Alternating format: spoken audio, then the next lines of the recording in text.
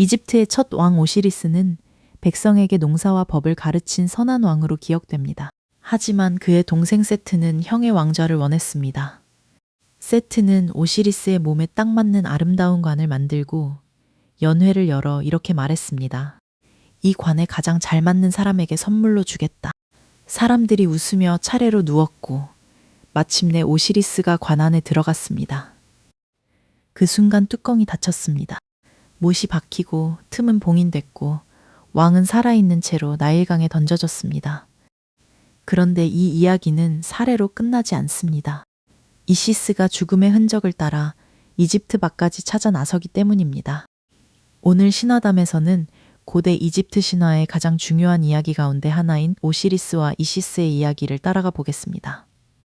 이 이야기는 죽은 왕이 다시 일어나는 이야기처럼 보입니다. 하지만 끝까지 보면 더 차갑고 깊은 결론에 닿습니다. 오시리스는 예전처럼 산자들의 왕좌로 돌아오지 못합니다. 그는 죽은 자들의 왕이 됩니다. 그러니 오늘 이야기의 질문은 하나입니다. 죽음을 이긴다는 것은 정말 죽기 전으로 돌아간다는 뜻일까요? 아니면 남은 사람들이 몸과 이름과 기억을 다시 묶어 전혀 다른 질서를 세우는 일일까요? 먼저 무대를 짧게 정리하겠습니다. 이야기의 무대는 고대 이집트입니다.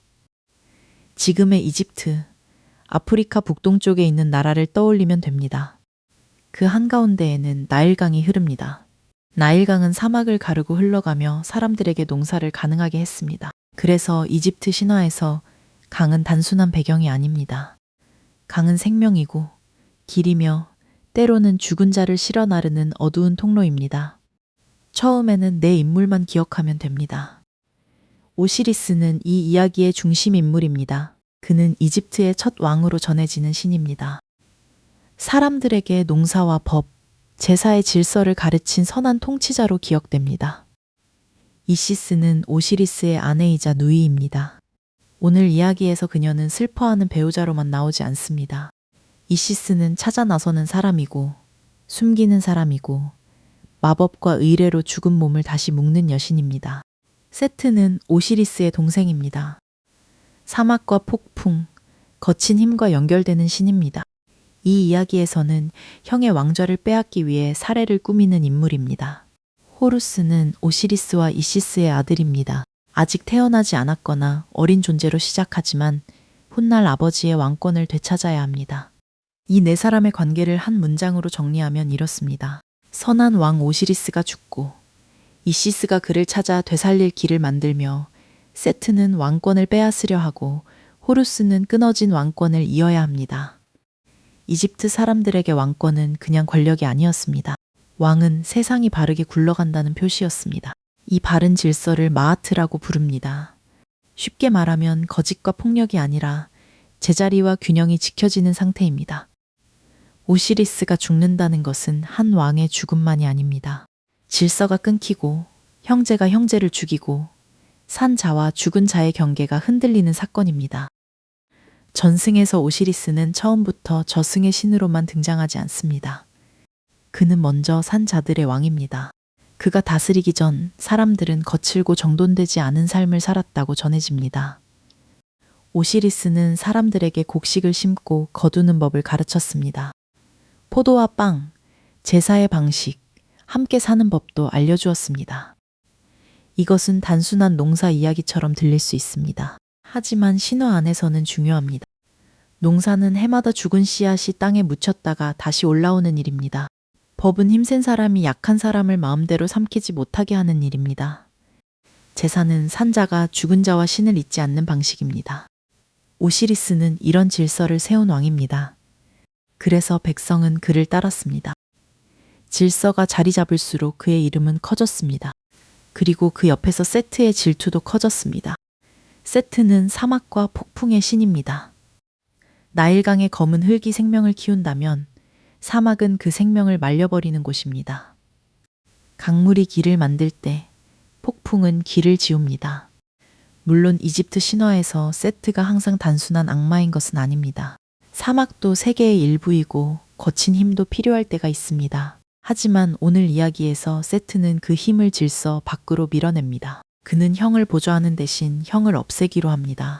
여기서 중요한 원인은 질투입니다. 세트는 오시리스가 가진 왕좌를 원했습니다. 하지만 오시리스를 전쟁터에서 정면으로 쓰러뜨리는 대신 의심을 거두게 만드는 방법을 선택합니다.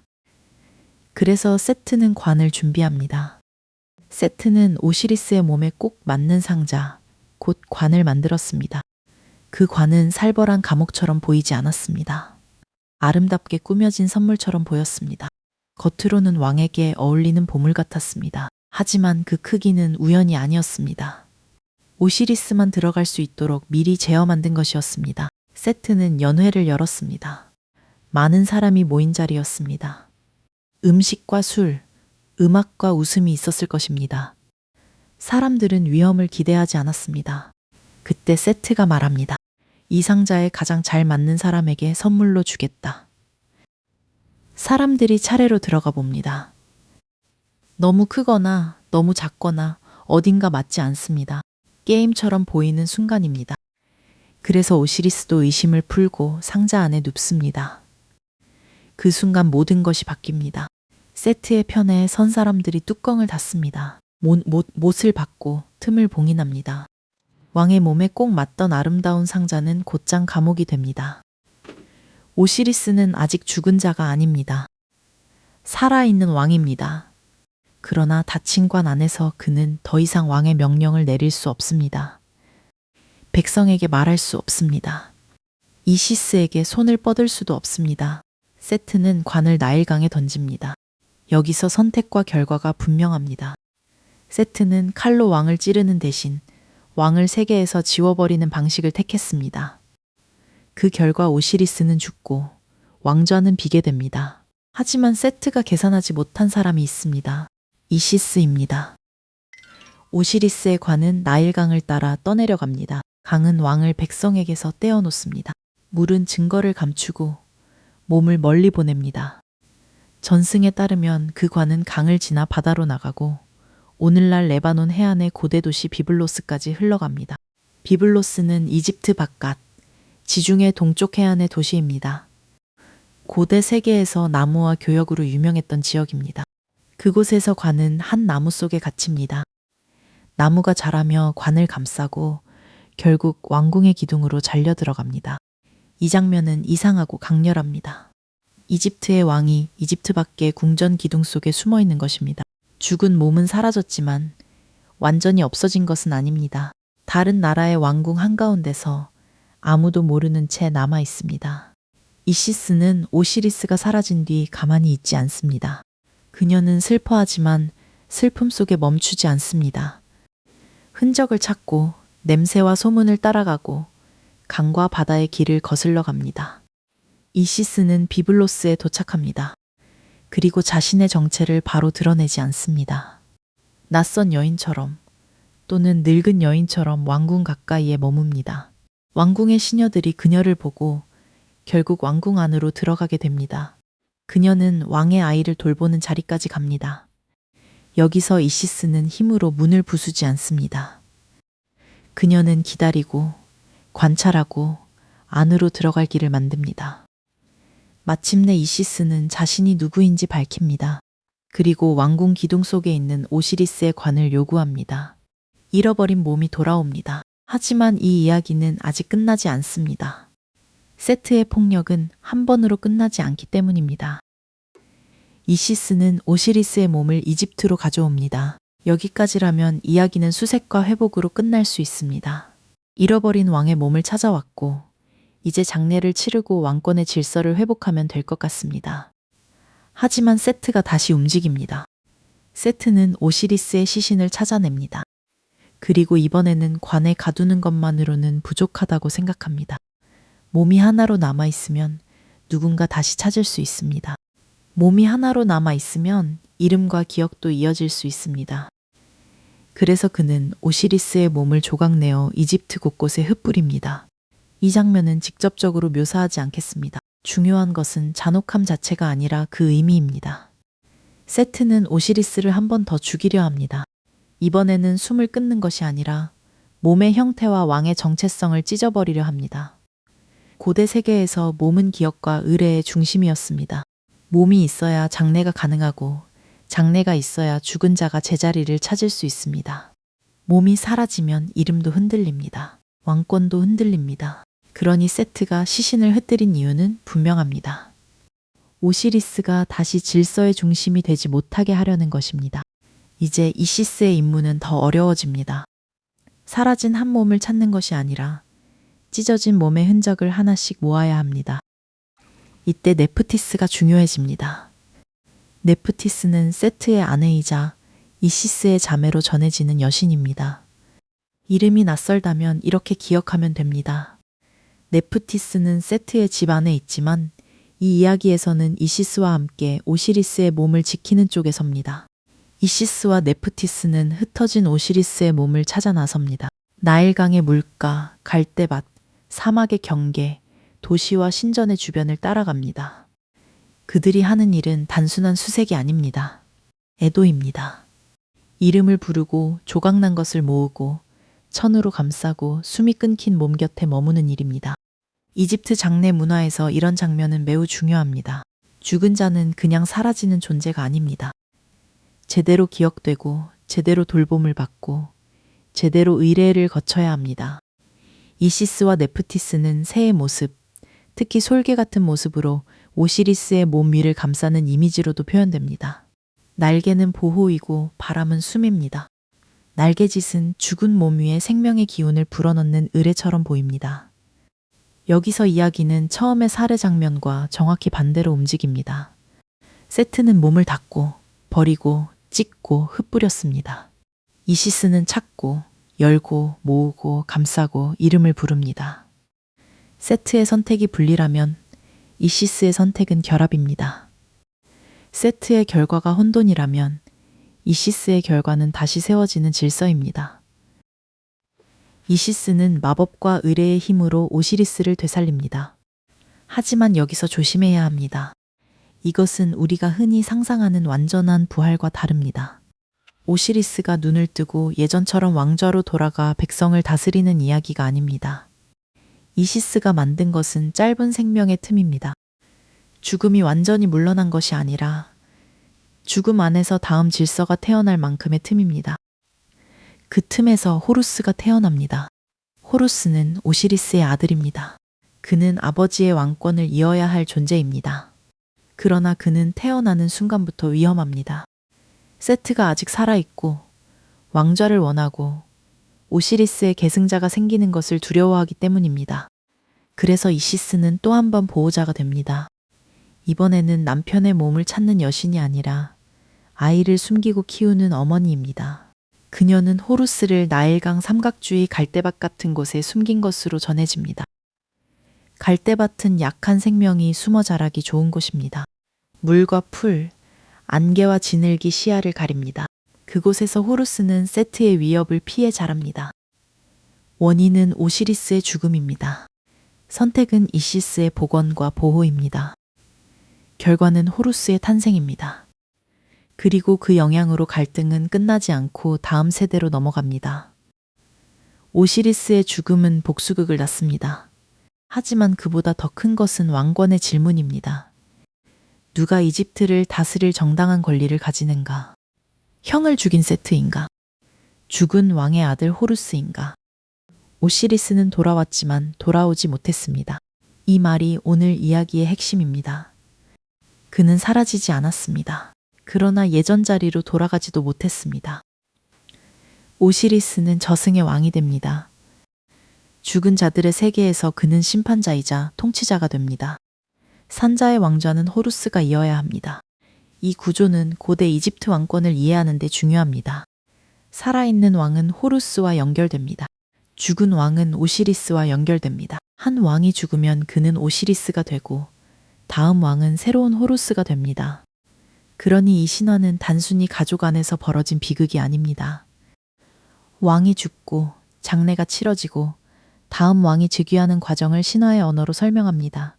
죽음은 끝입니다. 하지만 왕권과 질서의 입장에서는 완전한 끊김이어서는 안 됩니다.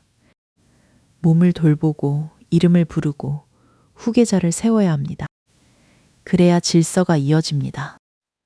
오시리스가 저승의 왕이 된다는 것은 패배만은 아닙니다. 그는 산자의 왕좌를 잃었지만 죽은 자들에게 희망의 중심이 됩니다. 죽은 자도 오시리스처럼 돌봄을 받고 이름을 보존하고 저승에서 제자리를 얻을 수 있다는 믿음이 생깁니다. 그래서 오시리스는 미라처럼 감긴 모습으로 자주 그려집니다.